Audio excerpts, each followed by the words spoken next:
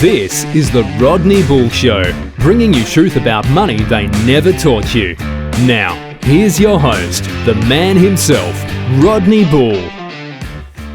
G'day, legends, and what's cracking, money stackers? Welcome back to the Rodney Bull Show.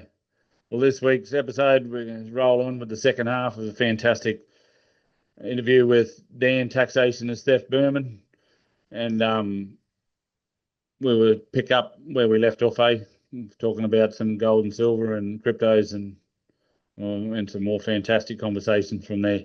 So let's roll into it, So, yeah, I mean it's like even with crypto, right? Because a lot of people this one's interesting to me. Like a lot of people they're diehard gold and silver, and then they're diehard crypto, and it's like it's one or the other. No. But it's the reality is like they both have advantages over the other. And you know, don't stick all your eggs in one basket, right? They're both useful. Definitely not. There's definitely a lot of crypto scams, right? So you gotta watch out for that. There's also gold scams, right? Like people selling fake bars and everything else. So you know, it's buyer beware. But yeah, there's like it's important to kind of learn the advantages and disadvantages of kind of everything that's out there, because it's you know, otherwise we get back into this thing of like someone else is making a decision for you, and it's like, are they making the best like, do they really care about you? I came up with this this interesting question that I've been throwing at a few people, and it's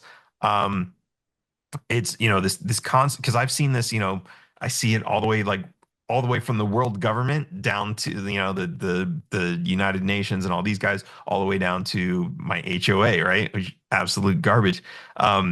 It's this idea that like we'll assign the task of managing resources to somebody who wants to, right? And it's like the only people who want to are not the people you should give that to. And so I asked this question to people, and I would say, if I were to give you $1,000 right now, what would you spend it on? And let me ask you that. What would you spend that $1,000 on? Me personally, right now, yeah, I'd go and convert it straight away, mate. Myself, I'd go and turn it into gold and silver and probably Bitcoin, maybe something like Monero as well, mate. Get out of it and maybe buy some food. So you'd invest it. Now, this is interesting, and no fault on you, right? Because I just said I'm giving you this money. You never asked what I wanted you to do with it, right?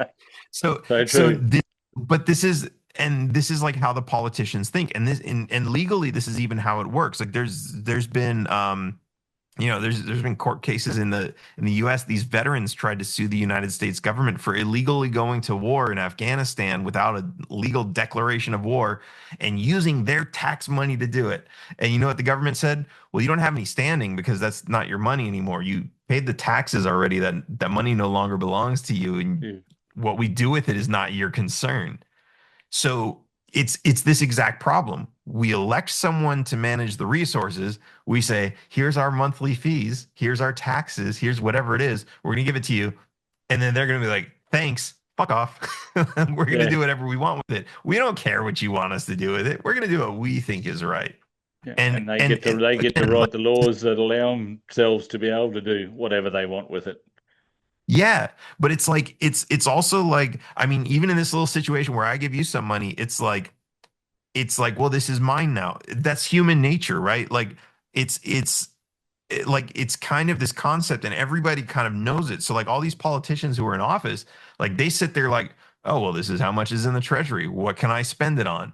Like they don't sit there like, let me call up my constituents and have a meeting and ask them what they think, right?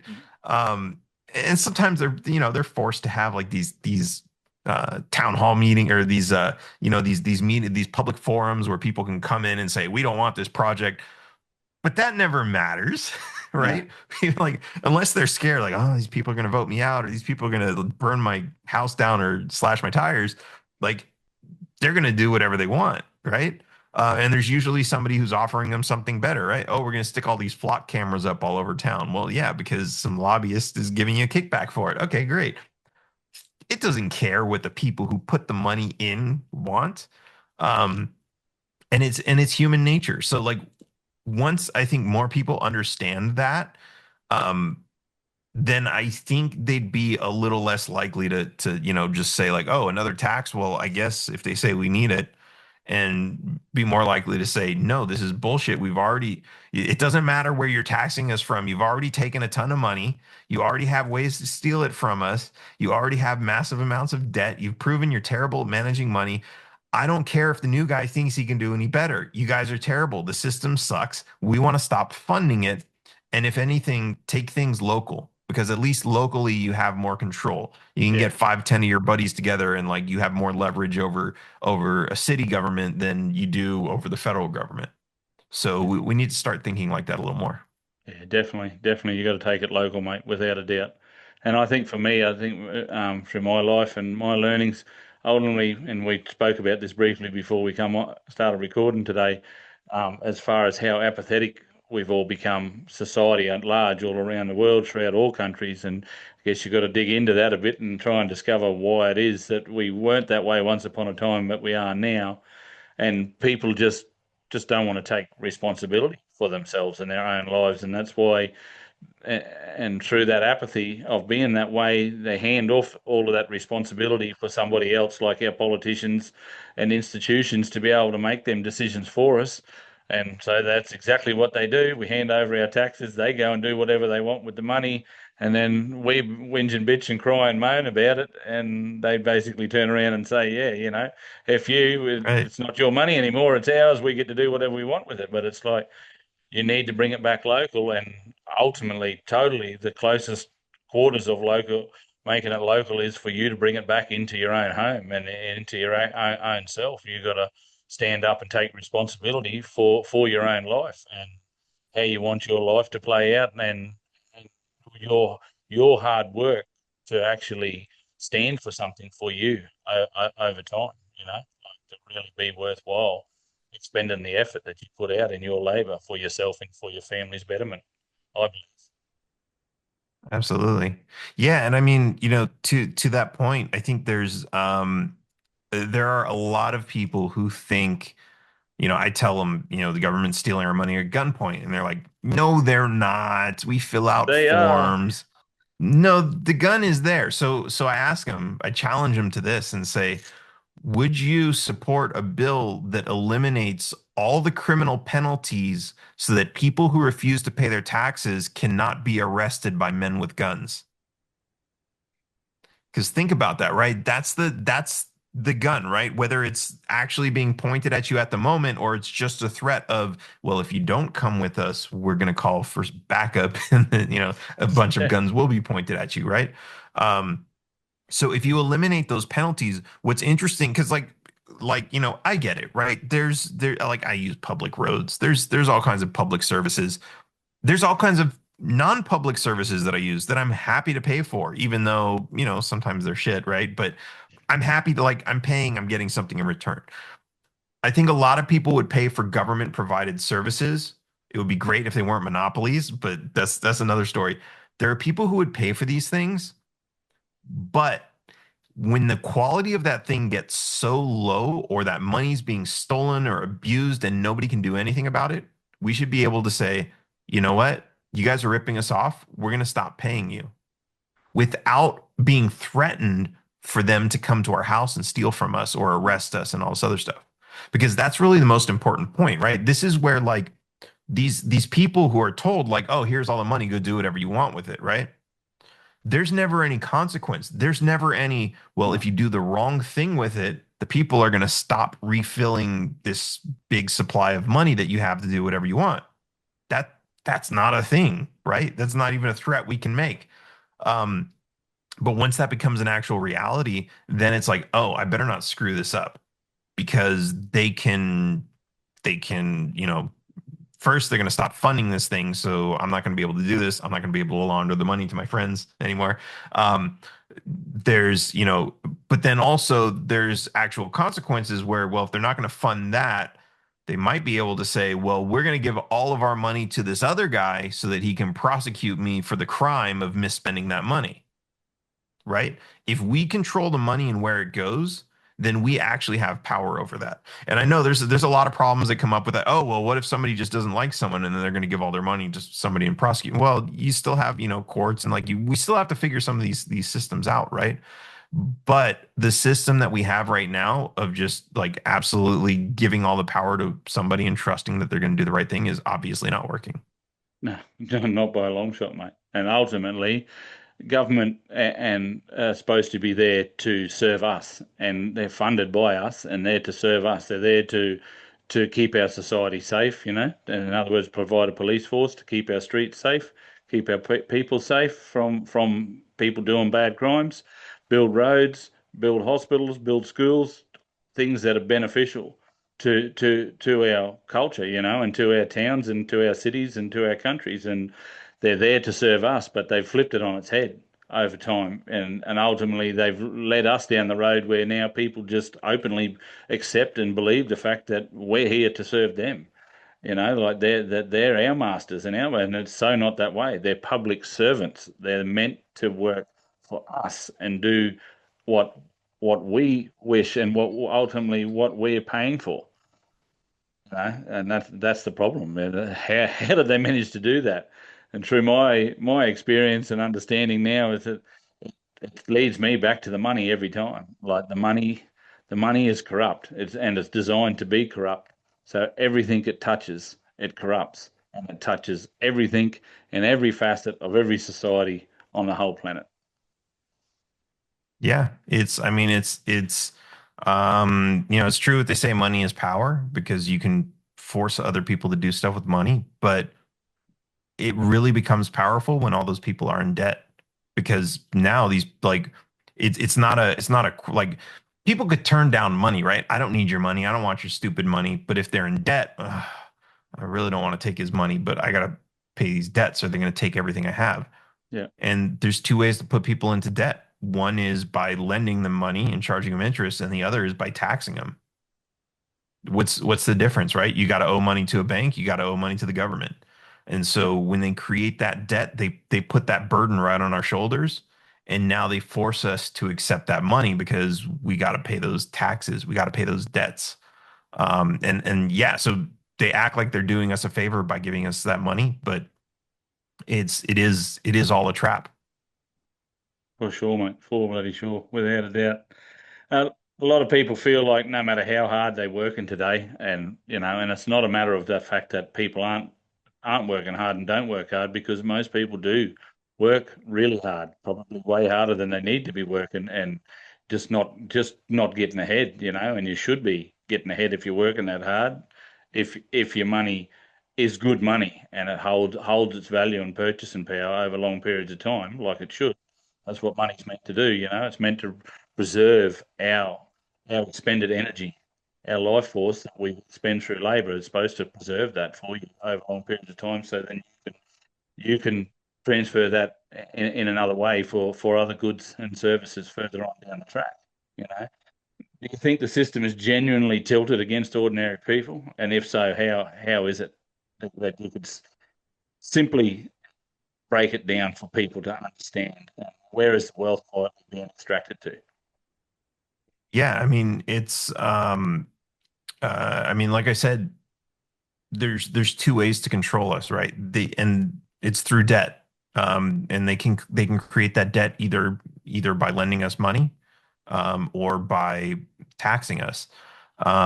There's also, I mean, uh, different countries vary, but like in the US, home ownership is way down from where it was 20, 30, 40 years ago. Yeah, Um, and the people who do own homes own like they come with a ton of debt, right? They came up with this stupid idea to have a 30-year mortgage, which no bank, before the government came along and said, "Hey, we're going to insure these 30-year loans," no bank would ever do that. It was all 10-year loans. And because of that, the prices were a fraction of what they are now. And they'll blame inflation, but the housing prices have actually gone up faster than inflation because there's this there's a specific market inflation just on housing because that's where the government creates these secured loans for these banks that they would never, they'd never loan that money because it's too risky. So there's all these different ways that they create debt, and so now we've created this system where like more people are renting homes now, and rent basically means like it's like a tax you're continuously paying over and over and over every month. And I know a lot of landlords kind of hate to hear that, but the reality is being a landlord isn't necessarily a bad thing. You're not a criminal for doing that, but you're helping to facilitate the entire system, which you understand you're being taxed every month, so you're trying to create passive income so that your life is a little bit easier. But what you're doing is you're passing that on to somebody else who can't figure out how to get out of this same. They're on this like we're all being flushed down the toilet, and some of us are trying to swim out of it, right? And it's like we're all swimming against the current. Some of us have figured out how to swim faster, right? And have other people pay our bills, the whole passive income thing. And I don't want to slam people for doing that because I understand like it's me versus you, right? We're out in the wild. But at the end of the day, if we can all realize that this system is here because of the government, like like you said, right? Money should hold its value over time, right? If I work 30, 40 years and I save up a lot of money so that I can retire, that money should hold its value. But because it's not, people are turning to things like, oh, let me buy, a third, fourth, or fifth home and I'll rent it to somebody else. And that person will pay those bills and they'll pay the taxes and they'll pay this and that. And they're doing that because they know if they were to just hold on to these dollars, they'd be worthless. They got to get rid of them. They got to stick them somewhere, right? And you can stick them in gold, but at the end of the day, if you buy, 100 ounces of gold at the end of the day, 20, 30 years later, it's still only 100 ounces of gold. What are you going to do? And you can't spend it, but you get the passive income thing and you've got like money coming in every month. It sounds great to a lot of people, but in reality, it's playing into this entire system that's basically getting everybody on this treadmill where we're all swimming upstream. And government policy is playing a lot. And like I mentioned about they make it sound like they're doing us a favor. These government-backed loans for buying houses, they inflate the cost of houses. Like they say, like, oh, well, it's a 30-year loan, so you can spread your payments out over 30 years. But as soon as they implement a plan like that, the payments just go up because the bank doesn't care how long you're going to be paying. All they say is when you walk into the bank, they say how much do you make every month, and then they'll say, okay, you can afford $1,000 a month. So do we want you to pay us $1,000 a month for 10 years? Would it be better if you paid us $1,000 a month for 30 years or 50 years? And they're talking about 50 years in the U.S. now, Yeah, and it's it's like. crazy. Yeah, it's Crazy. that's all it is. And so all they're doing is like the government made it easier for banks to trick people into signing up for 50-year mortgages where they're going to work and hand over all of their everything that they've earned to a Yeah, bank.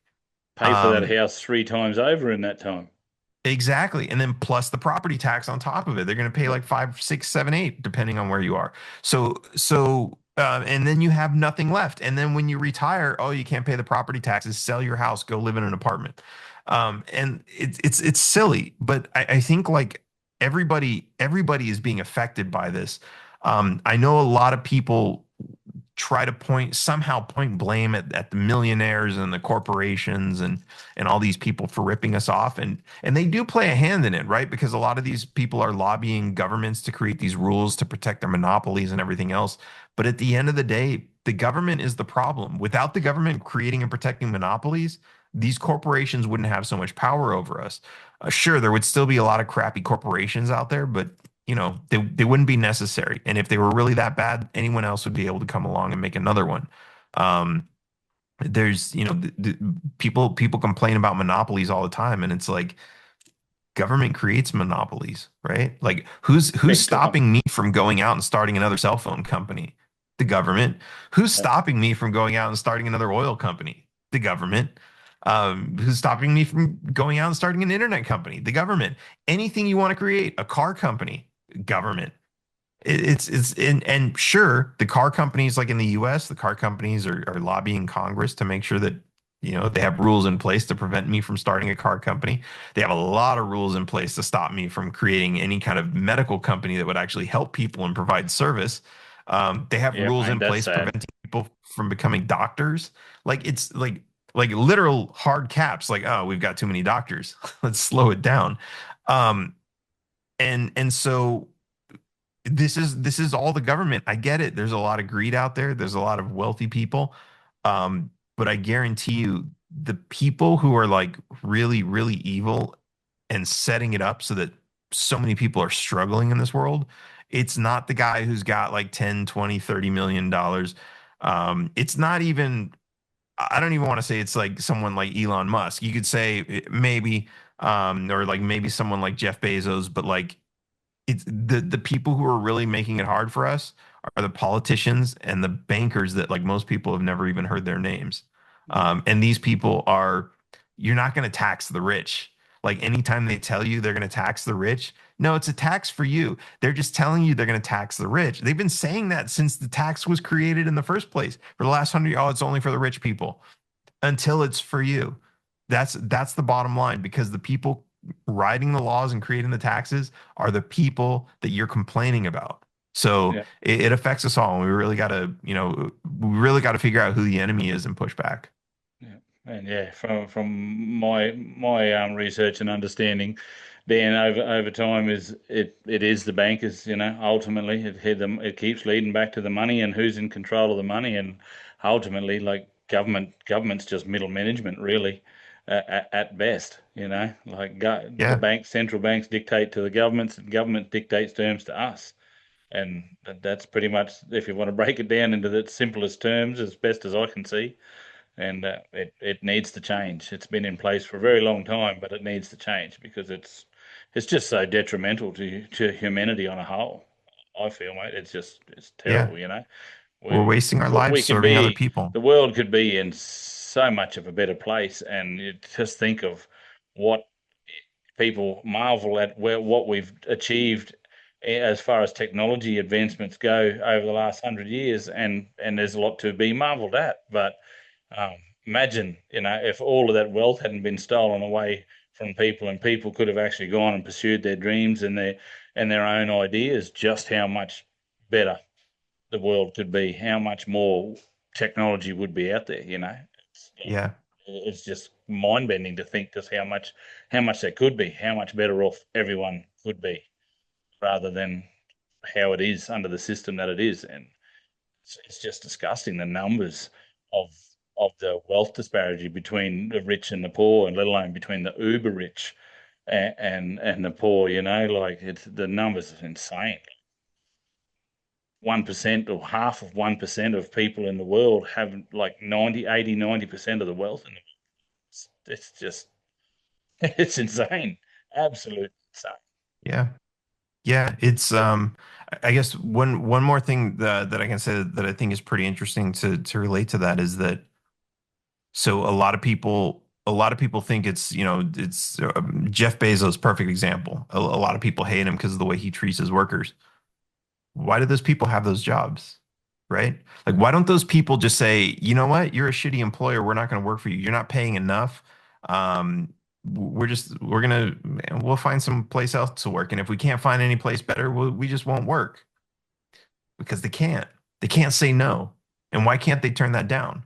And if you like, again, go back to the human experience, right? What were we like 20, 30,000 years ago? Were people like running around like, oh God, I got to get a job or else how am I going to pay this rent or these taxes? And okay, taxes, maybe there's a little bit of that, but like when, go back to when we were, um, primitive animals living on. I don't want to go. I don't want to get. I guess they could get into a discussion about evolution or any of that kind of stuff. But like, just go back into like, you know, primitive societies, right? That didn't have so many taxes, um, and people weren't running around like, oh my God, I gotta get a job, right?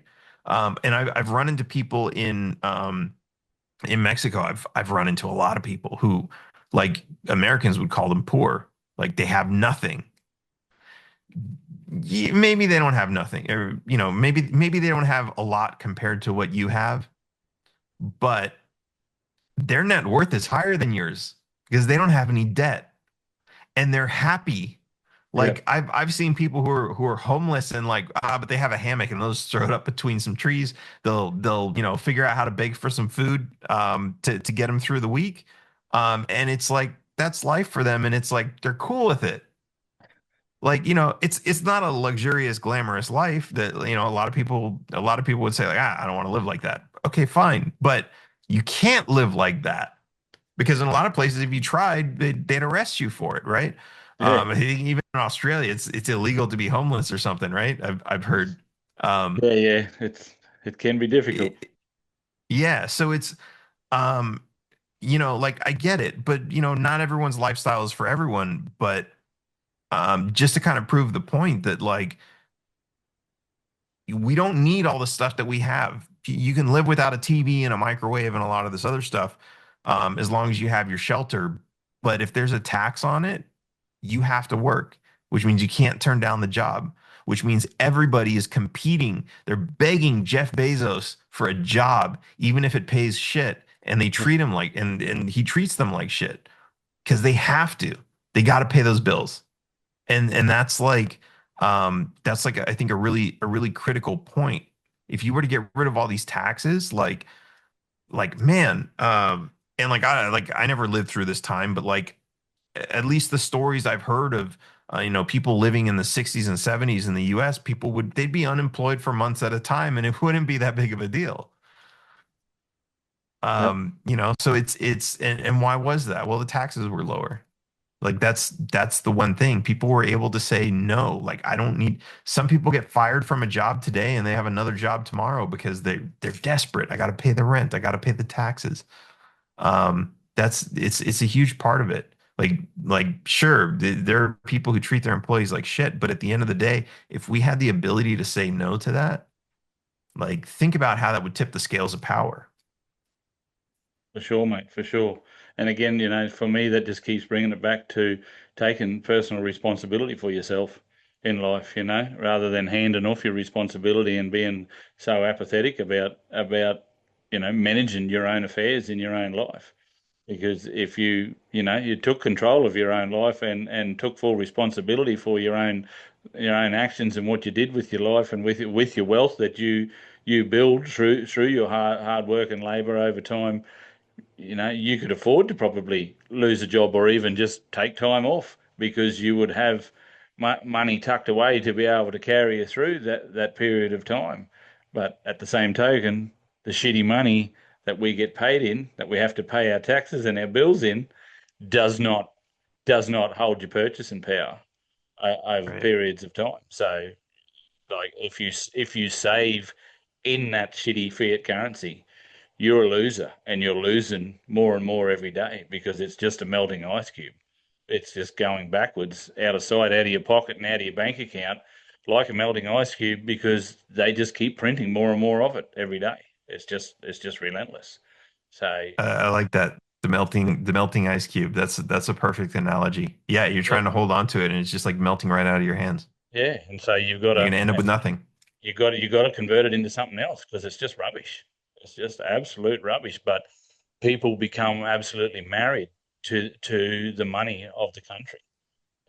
It's only because of lack of education and understanding around what money actually is and what it should be compared to the money that we get given by our government who decree, because that's all fiat currency is by decree. They declare it to be money, and they give it the value. Like it's all it is a piece of paper with 10 or 20 or 50 written on it. It's only our faith in believing that it has value that gives it any sort of value.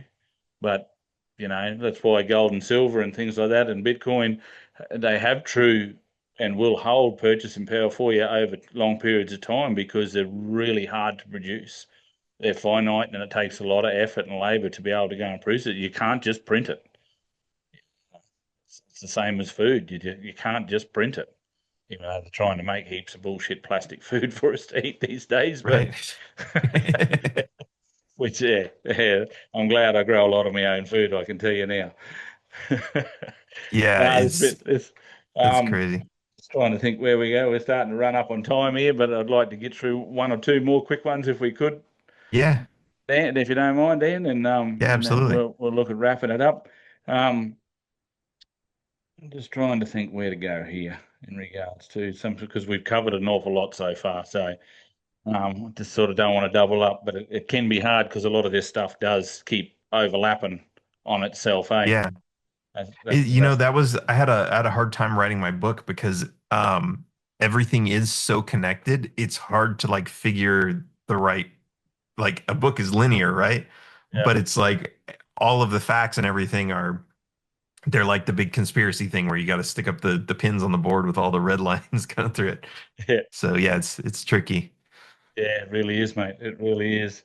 Um, So we've talked a fair bit about decentralization and self-sovereignty in ways throughout this conversation, mate.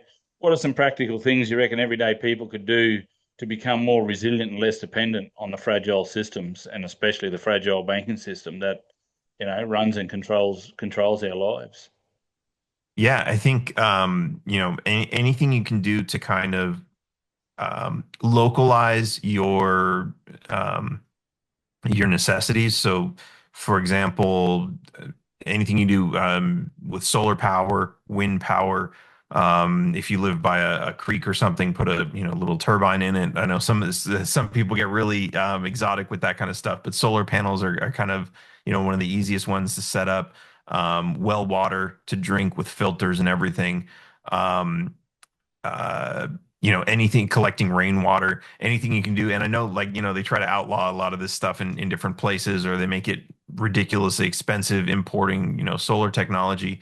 But the more that we can do that, the more resilient we'll be. A lot of people are complaining about they're expecting the price of their electricity to go up because of these data centers they're building, which may or may not happen. But if it does, if you're producing your own electricity, that doesn't matter. There's whether there's going to be power outages, because of anything, a storm comes through. I mean, like, we talk a lot about, preparing for economic collapse or governments just screwing everyone over. But in reality, a lot of this resilience is actually, it's against like natural disasters as well. The COVID pandemic, right? Like, depending on your opinion of whether or not that was natural, but also like, whether or not the I've government got had the a right poor response opinion on to it it. myself. Yes. So like, but at the end of the day, a lot of people couldn't go to work. And people were worried about how they're going to pay their bills, how they're going to get their food.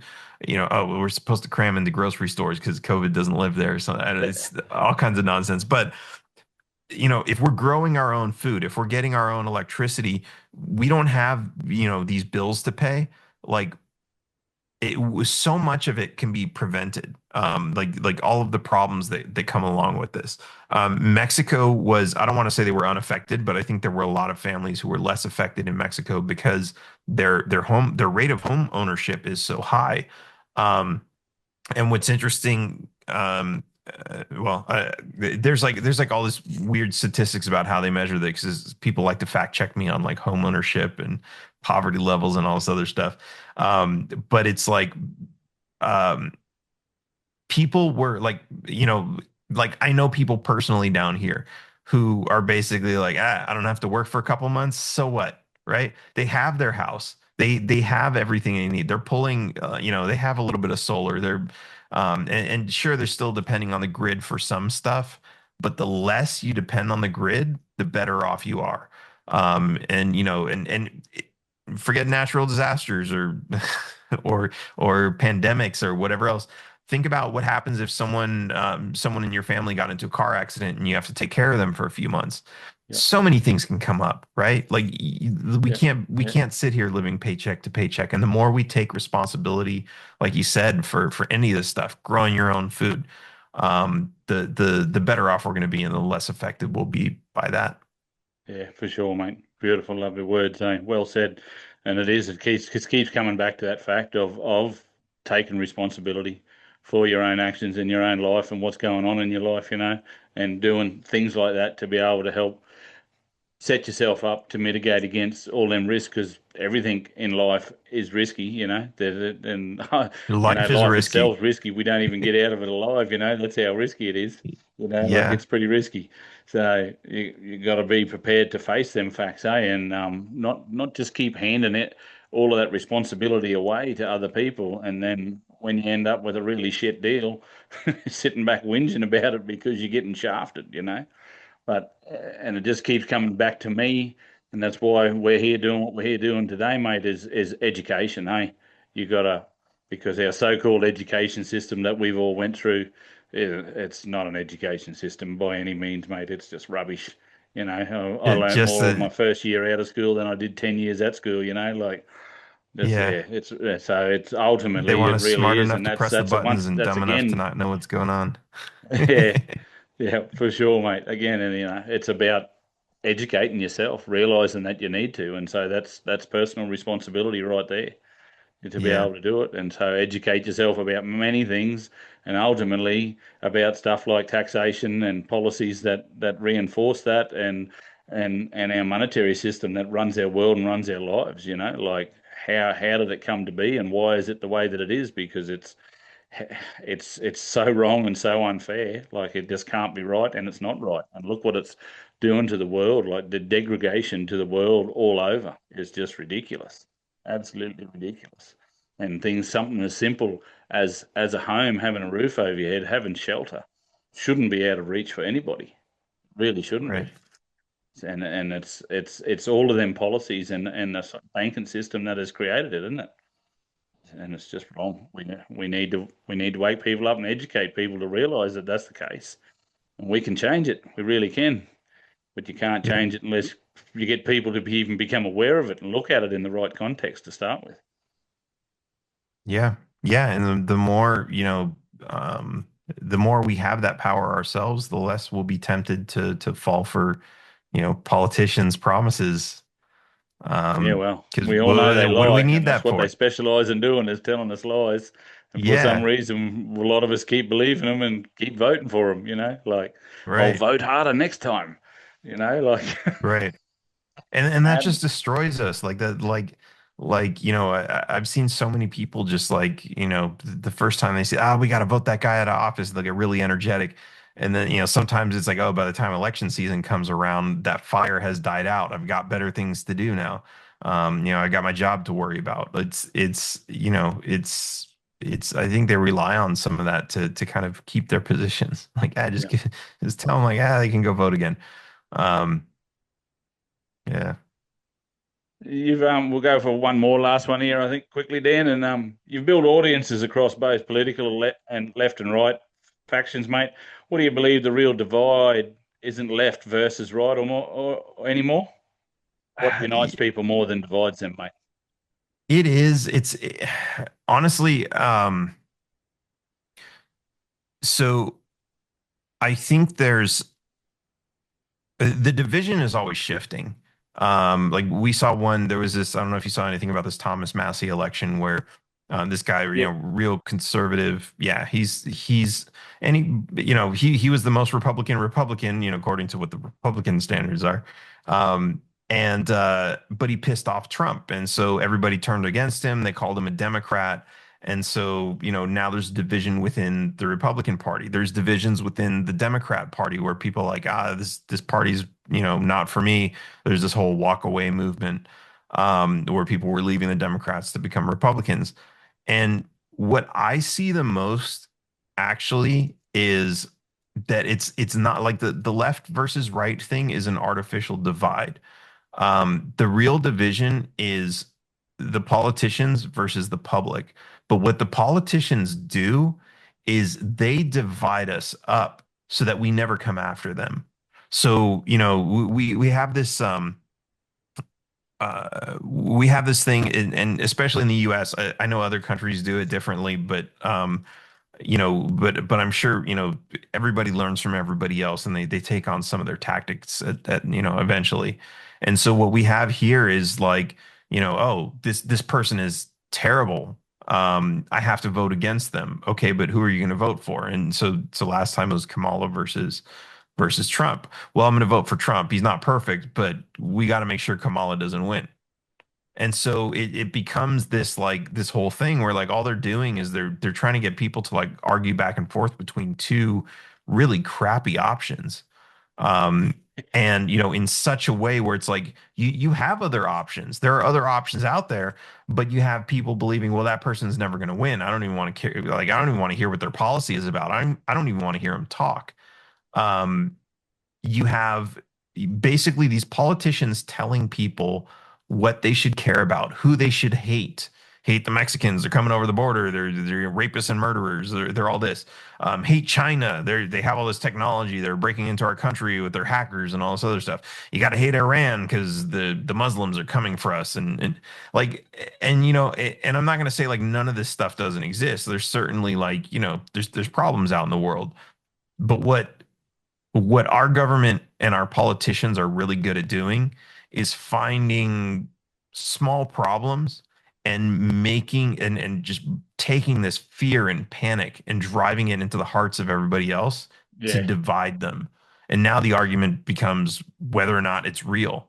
Um, and people will just fight each other over that. And there's we were getting really close to possibly seeing these Epstein files released, maybe.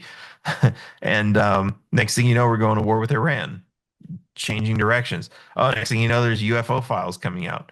They just keep changing directions with all this nonsense. And the Democrats are in on it too a lot, because they want to get this. They all want to be a part of this like big game because that's where all the money is, right? That's where all these politicians who aren't being paid that much are getting millions of dollars every year from somewhere, God knows where. Um, like that's how it happens, and they don't want to give that up, so they have to keep us divided because as soon as we start coming from them, that's the end of it. yeah, That's the end of the gravy train. So instead, no, no, no, don't come after me. It's not my fault. It's that guy over there. It's those people. They hate you. They hate you for your freedom. Go fight with them. And people fall for it. They really do. And it's yeah, it's sad, but it's like that's what we really have to wake up for. And I know the temptation, like as much as I know, like that's what's going on, like I still see stuff and I'm like, oh, that pisses me off. And then like I have to like, it takes a second to like cool down and be like, okay, let me see if this is even real. And then like even if it is, it's like, what's the actual threat here? Or is this yeah. like something else they're just trying to inflate so that I won't be mad at them anymore? And it's And just that it's age, that usually age old always tactic, that age old tactic of divide and conquer DNA. Like exactly, that's really what it exactly. is when you step back and look at it from a 30,000 foot view. That's all they're doing, pitting men against women and race against race and color against color and finding every little thing they can out there to be able to, like you said, and there are issues, but a lot of them are small and would be pretty reasonably easy to deal with if people would just be able to deal with them in a reasonable manner. But they just keep blowing them things up bigger and bigger and bigger and create that divide and conquer so that right. ultimately they can keep, like you said, keep riding that gravy train and stay in the power seat so that they can ride the gravy train. Yep. No, that's awesome. That's awesome, Dan. Really glad having you on here today, mate. All right, legends. That was bloody. I reckon that was a really good chat with Dan here today. Myself, I think there's a lot there that you can take away from this. And pretty thought provoking, really. I think, and hopefully that helps people step back and start looking at this in a different light and start thinking and doing a bit of research for themselves and not just believing what all the mainstream media and rubbish tells you and feeds to you on a daily basis. Like. And, Dan, you bring a really different perspective on money, mate, and government and taxation. And I really appreciate that. And hopefully the audience does too, mate. And get people thinking about how the systems that control our world and our governments and our countries actually really work. So it's important to understand that these systems shape your money and your opportunities in life and ultimately your freedoms more than anything restricting and stealing away your freedoms. Because if you don't understand the rules of the game, mate, it's hard to make informed decisions, inside that game if you don't know actually what's really going on. So before we finish up here today, Dan, can you tell people where they can find you, mate, and to follow you and your work, mate, and your education and Yeah. knowledge that you're trying to share? Yeah, so I've got a website, taxationistheft.info. I've got a lot of info up on there as far as my shenanigans, not, driving without a license, not paying taxes. I've also got like my books are there, and I've got a bunch of other cool merchandise that I sell to kind of give people, you know, t-shirts that they can wear out into the public to really start conversations and kind of start changing the direction of the way people think. So it's a little bit of activism, but a lot of knowledge sharing. And you can also learn a little bit more about me at danforfreedom.com. And I'm usually on X at Dan FOR Texas. Um, but I do a little bit of trolling there too. But I do try to keep it to taxes and government and policy as much as I can. But yeah, I get tempted into trolling every once in a while. So follow at your own risk. Yeah, that's understandable, mate. In today's shenanigans and goings on, how you could get pulled into that. But definitely, Yeah, I guess if nothing else, if you just do it for a little bit of fun more than anything, and not too lost in it, eh? for sure. Yeah, that's awesome, Dan. Love it, mate. Well, folks, that'll be enough from us here today.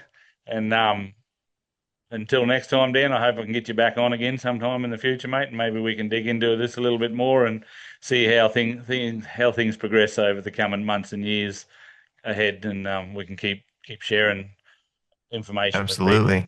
Yeah, thanks for having me on. It's my pleasure, mate. All right, people. If you just hit it with you today, share it out there, eh? Share it around, and hit that follow on that like button for us, and keep pushing for the truth and the freedom, and building legacy for your family, eh? And keep on stacking. This has been another episode of The Rodney Bull Show, a Rebel Edge production. Please share with your family and friends, and don't forget to like, subscribe, and leave a review.